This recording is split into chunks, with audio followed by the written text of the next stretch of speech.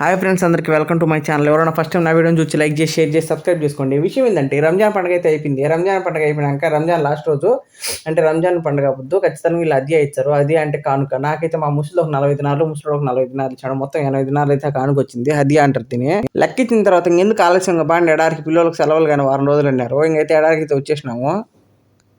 ఇది మొత్తం అసలు ఒక పల్లెటూరు వాతావరణం ఉంటుంది ఎడారిలో. ఖైరాన్ దగ్గర షాలే అని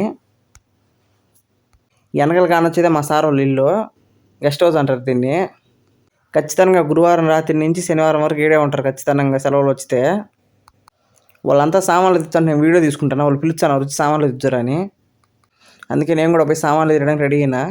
సామాన్లు అన్నీ పెట్టినాక మా ముసలోడు అయితే ఫోన్ చేసేసినాడు. రేగ్గాయలు ఇరగ్గాయలు ఉన్నాయి, రేగ్గాయలు కోసి పెట్టండి గిన్నెలో అని. ఈ రేగ్గాయ చెట్టు ఏంది బాగా చూసేది గంగిరేగ్గాయ చెట్టు కానీ దగ్గరికి వచ్చి కాయలు ఏమో చిన్న సైజులు ఉన్నాయి కానీ టేస్ట్ మాత్రం గంగిరేగ్గాయలు ఉన్నాయి. పోయి మొత్తం పండ్లన్నీ పీకేసినాము.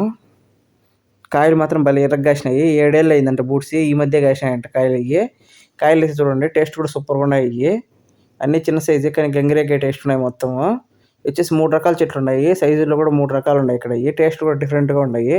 ఇవి అయితే ఇంత చూపించిన చెట్టు. వీడియో నచ్చితే లైక్ చేయండి, షేర్ చేయండి, సబ్స్క్రైబ్ చేయండి. గంగిరేకాయలు అయితే టేస్ట్ మాత్రం వాసిపోతున్నాయి. మా ముసలోడు ఉత్త గంగిరేకాయ చెట్టే కాదు అన్ని రకాల చెట్లు అంటున్నాడు. కానీ అయితే ఏ కాయలు ఇలా మాడి చెట్లు, పనస చెట్లు అన్నీ ఉన్నాయి. కానీ కాయలు అయితే ఒక రేకాయలు మాత్రమే కాసినాయి. Thanks for watching once again.